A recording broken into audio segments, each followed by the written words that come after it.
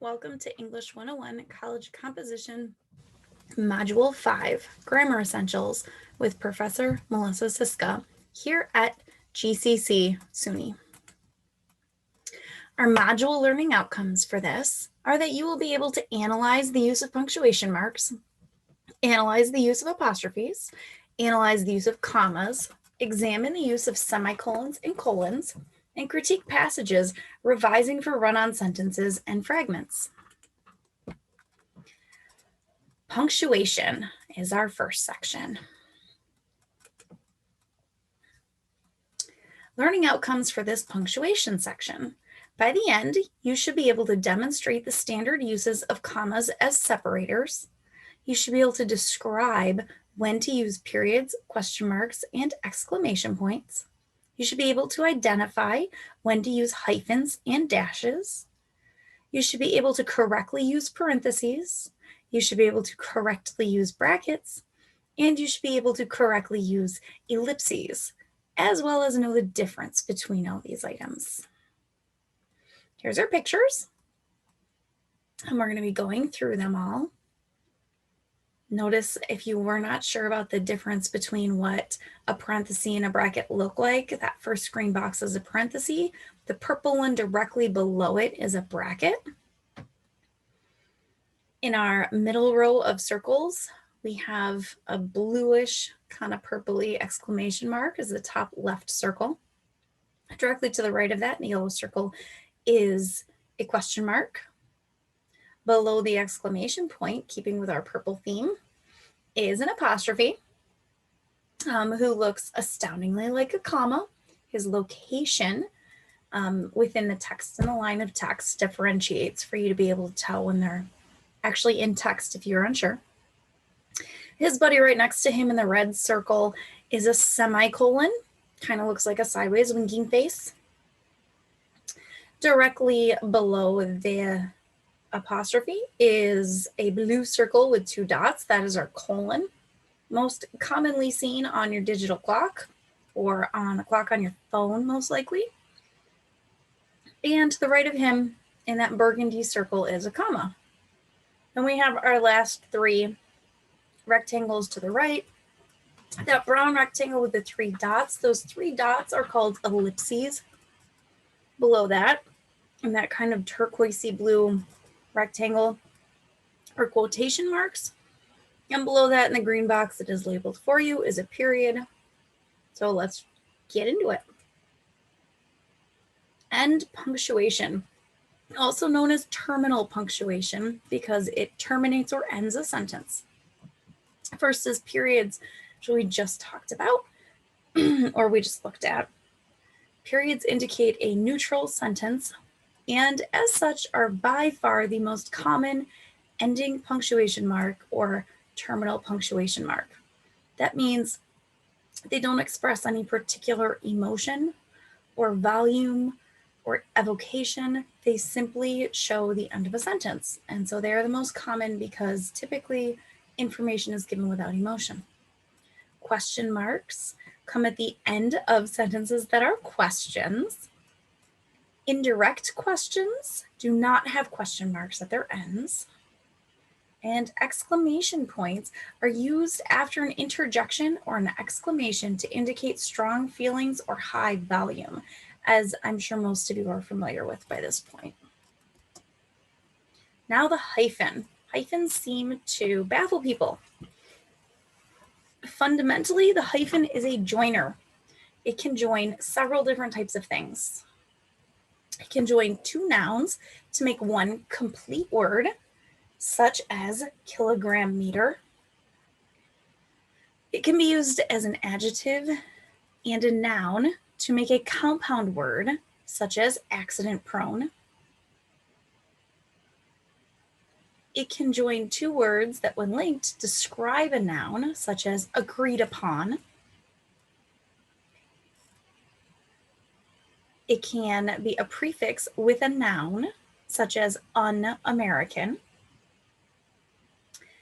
It can indicate double numbers, such as 24. It can indicate numbers in units describing a noun, 1,000 foot face, a 10-meter difference. See where those hyphens are? Prefixes and suffixes to words, in particular when the writer wants to avoid doubling a vowel or tripling a consonant, such as anti-inflammatory or shell-like. There are many other examples, but these are the first ones I could think of. Multiple adjectives with the same noun. Blue and yellow-green beads. 5- and 4-year-olds. Notice all of the hyphen locations. And a rule of thumb for the hyphen is that the resting word must act as, or the resulting word must act as one unit. Therefore, the hyphen creates a new word that has a single meaning, right? So agreed upon becomes one single meaning. Un-American becomes one single meaning word. 24 becomes one single meaning word, and so on. You get the point. So then what is a dash? The dash functions almost as a colon does, in that it adds to the preceding material, but with extra emphasis. Like a causera, which is a time pause in music. A dash indicates a strong pause that gives emphasis to material following the pause. So if you're reading and there is a dash, you are to give a long, emphatic pause to draw attention to the next words. In effect, a dash allows you to redefine what was just written, making it more explicit. You can also use a pair of dashes in place of parentheses to frame an interruptive parenthetical type comment that you do not want to de-emphasize. So moving on to our buddies, parentheses, brackets, and ellipses. Parentheses are used to set off information in a sentence that is important, but not really a part of the main message. So it needs to be there, but the sentence can stand alone without it. Brackets are a fairly uncommon punctuation mark. You're not going to see them very often. Their main use is in quotations. They can be used to clarify quotes. Sometimes we need to add a word because out of context, the direct quote isn't as clear as to what it's saying.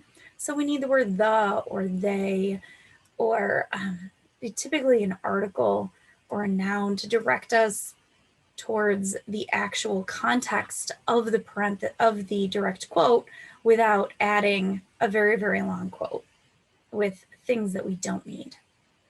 So that's most likely where you're going to see it and or use it yourself. Ellipses and quotes. Ellipses are used within quotes. So if you want to take part of a direct quote, leave a section of it out, and then continue with the direct quote without putting any of your own thoughts in it, you would use 3 ellipses to indicate that there is a portion of a direct quote missing. Okay, this tends to happen when you're lifting information from a document that is explaining more than one thing or explaining in more depth than you want to, and you don't need some of that information. And so you can stick those ellipses in there to indicate that you left out a portion of the information. So if someone goes back to look it up, they'll be able to find that missing information at your original source. It can also be used at the end of a quote if you are stopping mid-sentence to indicate that you stopped mid-sentence. When to use apostrophes.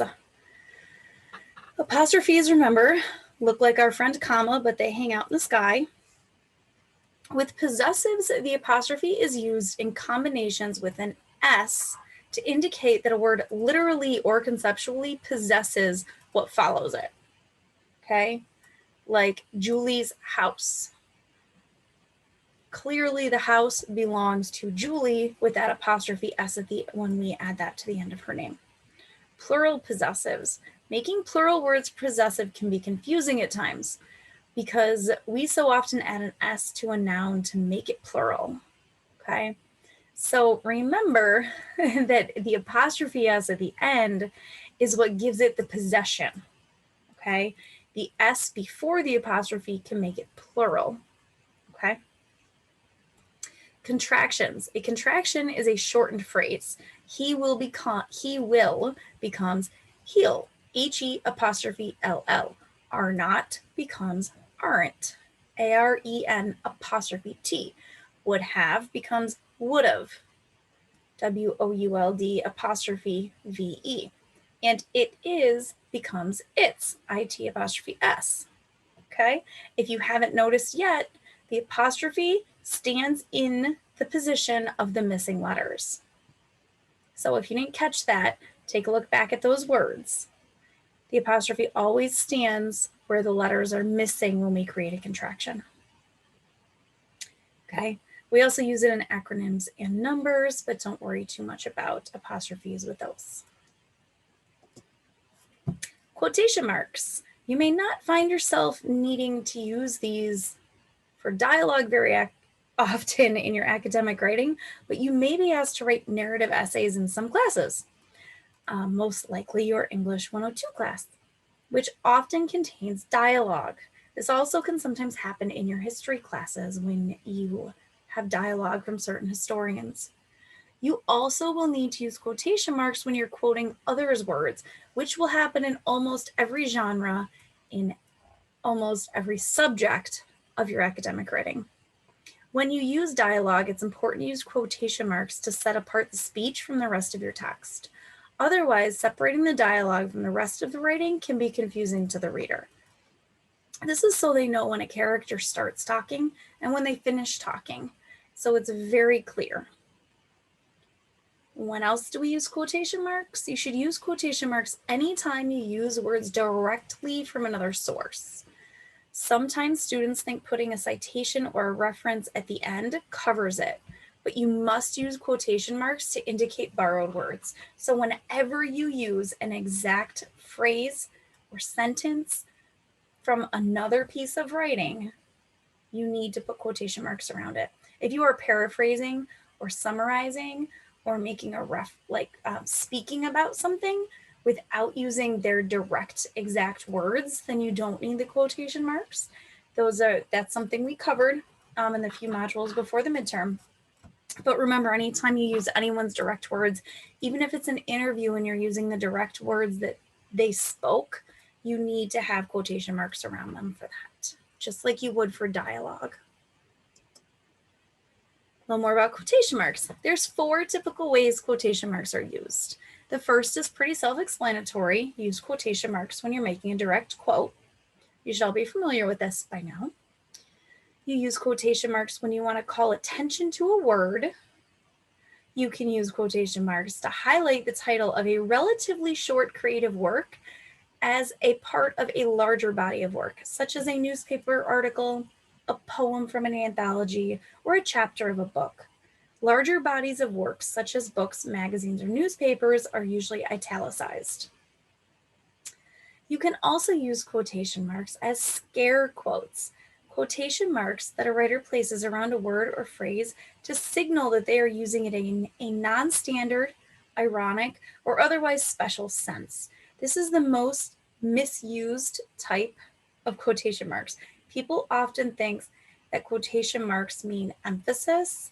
Often they mean an indication that it is not the standard way of using things, because you can't see someone's ironic tone or sarcastic tone when you're reading a paper of someone you've never met.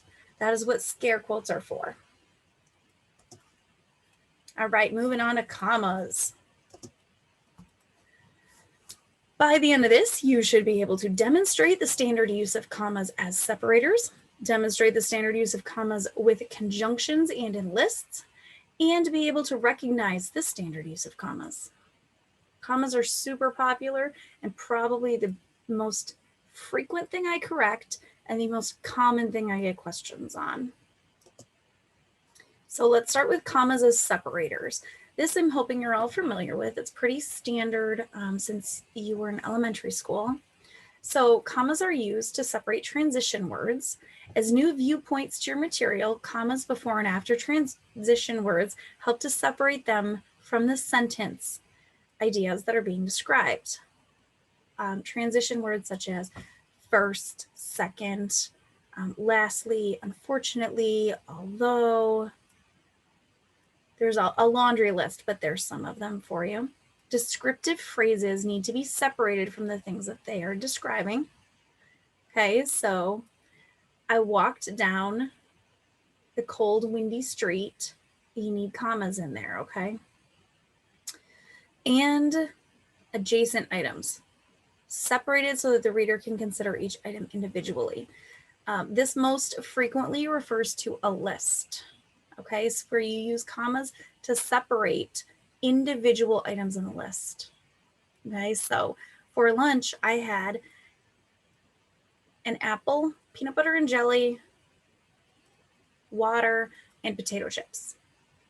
Where would my commas go between each item? For lunch, I had an apple, comma, peanut butter and jelly, comma, because peanut butter and jelly is one item, so the comma goes after it, water, comma, and potato chips, period. So the items within the list are separated. Conjunctions and lists. Coordinating conjunctions are words that join two words or phrases of equal importance. When these conjunctions join two words or phrases, no comma is needed. The mnemonic fanboys helps us remember the 7 most common coordinating conjunctions. Please take a moment and jot down fanboys or type it in your notes wherever you keep track of the important stuff that you think you may need again later. Fanboys is something you will need again later. Coordinating conjunctions not requiring commas. Fanboy stands for, and, nor, but, or, yet, and so. When these conjunctions are used to join two complete ideas, a comma is not required. Again, I am not referring to every time you use these words. We are referring to when you use these words as coordinating conjunctions, meaning you're joining two complete ideas with one of these words. In those cases, you do not need a comma. All right, at this time, you are going to start your lecture response document. Open up your document, type in week 9, module 5, lesson lecture response, or however you've been titling them. And you're going to answer these questions. What is one thing you learned or relearned about each punctuation mark so far? Be sure to include something you learned or relearned about parentheses, brackets, ellipses, apostrophes, quotation marks, and commas. You may add in the others if you like. And what is the difference between a dash and a hyphen? So pause the video and answer these questions. Welcome back. Go ahead and keep your document behind the video as you're going to have more to add to it before submitting. We are moving on to our friends semicolon and colon. By the end of this section, you should be able to demonstrate the standard uses of semicolons, as well as demonstrate the standard uses of colons. Semicolons, they are the connectors, connecting two independent clauses. First, a semicolon cannot, well, it can connect two complete ideas, sorry. A semicolon can connect two complete ideas. A complete idea is an independent clause which has a subject and a verb and can stand on its own as a sentence. They are related to each other and or equal. Your two ideas are closely related or equal and can stand alone as sentences, okay? Then you would use a semicolon to connect them. Colons are the signposts. The colon is like a sign on the highway, announcing that something important is coming. It acts as an arrow pointing forward, telling you to read on for important information. A common analogy used to explain the colon is that it acts as a flare in the road, signaling that something meaningful lies ahead. You use the colon when you wish to provide emphasis. You use the colon to introduce materials that explain or summarize what you were just talking about or what you just introduced. You use a colon to present a list or series, particularly when there's a lot of similar material to join or when the items in the list include commas. They'd have commas in the list if the list has more than 2 items in it. Okay, so let's go back to that Word document that you were just in your lecture response, and you're going to add your answer to these 2 questions. when would you use a colon, and when would you use a semicolon? And if you take a look at that picture, you'll notice that semicolon is not where he belongs. Pretty close. He's next to the L on a regular board, but that letter C is not there. Usually the quotation mark is where that letter C is. I'm not sure where I found this picture, but because it says news on the top. But so you have an idea where the colon and the semicolon are. Okay, pause the video and answer your questions. Welcome back. We're almost done. Let's talk quickly about complete sentences. By the end of this brief section, you will be able to recognize sentence fragments. You should be able to revise sentence fragments. You should be able to recognize run-on sentences, and you should be able to revise those run-on sentences. Okay, before we jump into that, you're gonna, again, pause the video because this is super important. Where can you find help on our campus? What do you do if you need help with writing? Do you know where your campus writing center is located? What if you need help and you're currently in a remote student situation? So right now with COVID-19, our writing center and tutoring center are completely remote, as I've told you before. However, eventually we will be back on campus.